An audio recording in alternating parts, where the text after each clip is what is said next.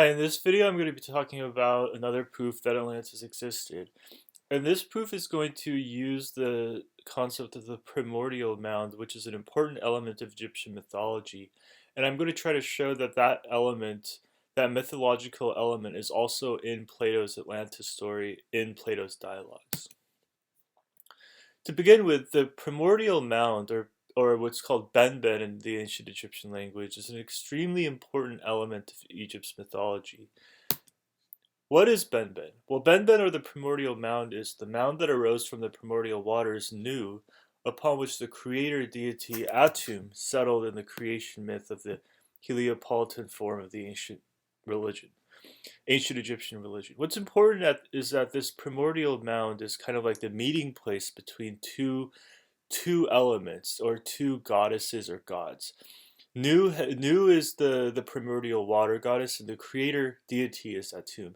And at this point is a meeting place, and this is kind of like the origin point of all of Egypt's gods and the entire Egyptian cosmology.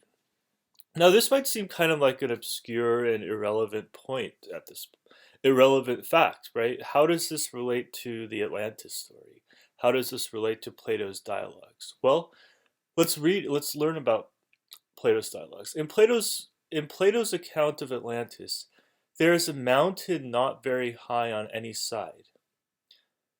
Well, that kind of sounds like a mound, right? A mountain not very high on any side is like a hill or a mound, and that similarity is something that I noticed. But let's look at it a little more carefully.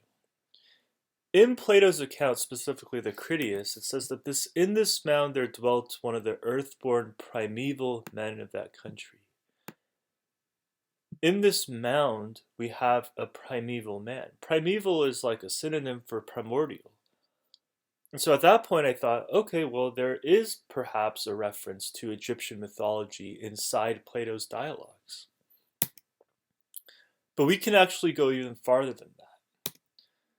Again, this is the same slide on the left as the previous. This is the same passage on the left in the previous slide.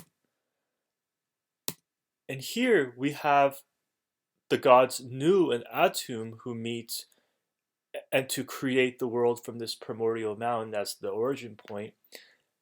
And in the myth of Atlantis, as presented by Plato, we have Cleito and Poseidon, who are Cleito in this story is not a goddess, but she is a mortal woman. But you have Poseidon and Cleito meeting in this primordial mountain, in this primeval mountain. And Poseidon, what is Poseidon except the personification of the waters? Because Poseidon is the god of the ocean and the god of the sea, and Nu is the goddess of the primordial waters. So we have a water and an ocean god in the story of Atlantis, and we also have that ocean god in the story of the primordial mound in Egypt. And so this part of the story of Atlantis has really not been given its proper due. It's kind of been ignored. It's been seen as kind of like the fictional or the purely mythological part of the story of Atlantis, which is also concerned with more information of a factual nature. For example, the dialogues of Atlantis also go into the respective forms of government of Athens and of Atlantis, and it also goes into the military, the geography. But this is the part in the very beginning of the Critias in which the origin story of Atlantis is described. And it seems like the origin story of Atlantis really closely resembles the origin story of the gods in Egypt. There's so many similarities. You have a mountain not very high on one side. You have a primordial mound in Egypt.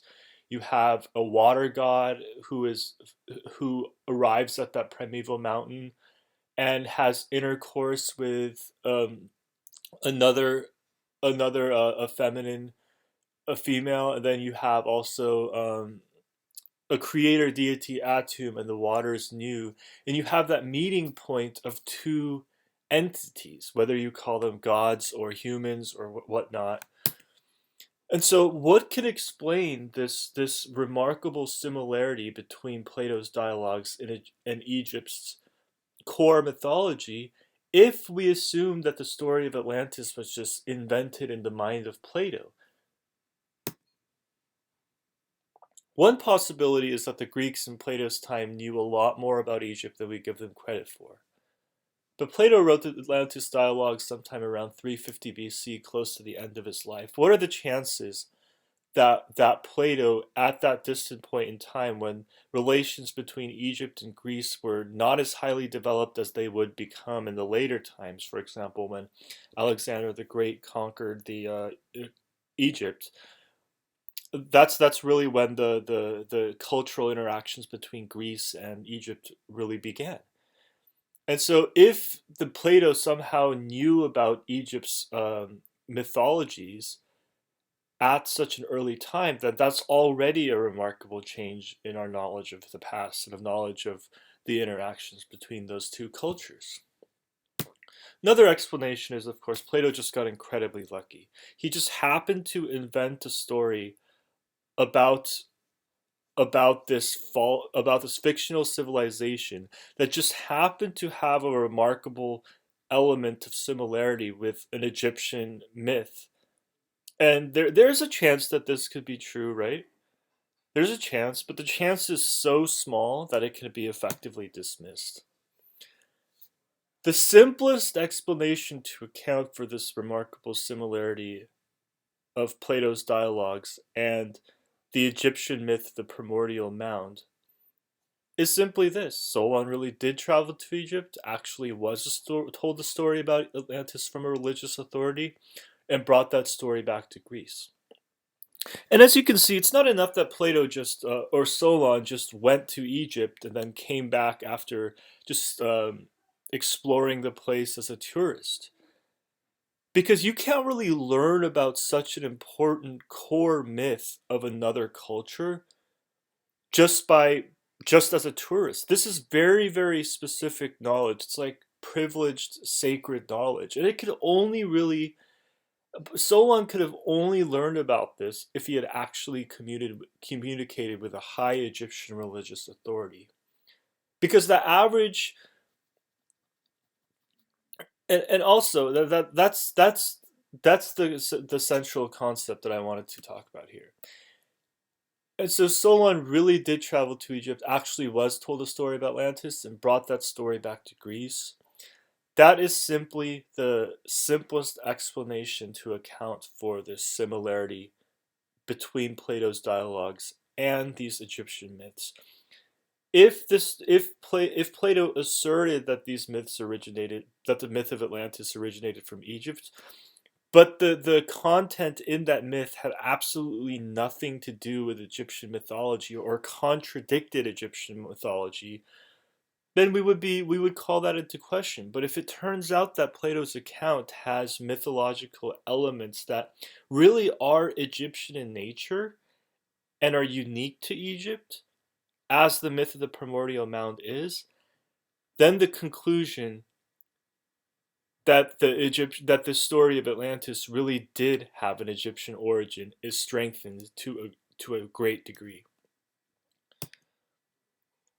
And of course, this doesn't necessarily prove that the story of Atlantis is real, because the Egyptians could have made up the story. But if that was a realistic possibility to discredit the story of Atlantis, why has that never been mentioned by Atlantis skeptics? And because the answer is it's a very weak argument. If we can establish reliably that the story did originate from Egypt, then Atlantis, we can say with a very, very strong amount of confidence that the story of Atlantis is real, is a real historical account, and that the civilization of Atlantis exists, and it's waiting for us to discover it.